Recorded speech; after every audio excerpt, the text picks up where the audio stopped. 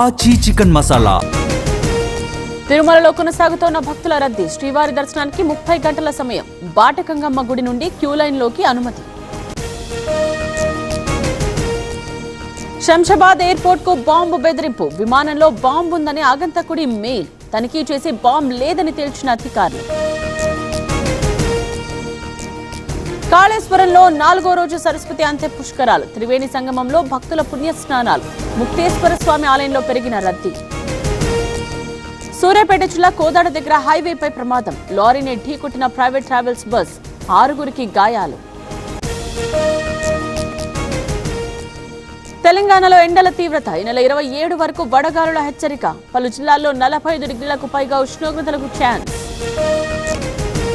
దక్షిణ మధ్య రైల్వేలో కీలక మార్పులు. 6 నుండి 3కు తగ్గనున్న జోన్స్. జూన్ 1 నుండి అమల్లోకి. కర్నూలు జిల్లా పొన్నకల్ గ్రామంలో గడ్డివాములు దగ్ధం. బాధిత రైతులకు కోడుమూరు ఎమ్మెల్యే పరామర్శ.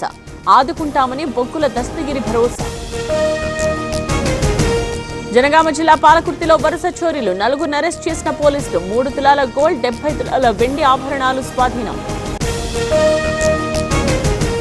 పఠాన్ చెరుకు కాంగ్రెస్ ఇన్ఛార్జ్ కాటా శ్రీనివాస్ పై కేసు. ఆస్తి వివాదాలే కారణం. చంపేస్తానని బెదిరించాడని కాటా శ్రీనివాస్ అన్న భార్య ఫిర్యాదు. కృష్ణా జిల్లా చల్లపల్లిలో గంజాయి ముఠా గుట్టురట్టు. 2ని పట్టుకున్న పోలీసులు. వాహనం బ్యారికేడ్ ను ఢీకొట్టడంతో దొరికిన నిందితులు.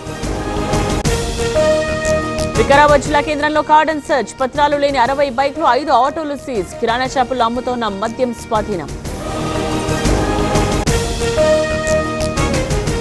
భారత ప్రధానితో యుఎస్ విదేశాంగ కార్యదర్శి భేటీ. వాణిజ్యం, రక్షణ రంగాలపై చర్చ.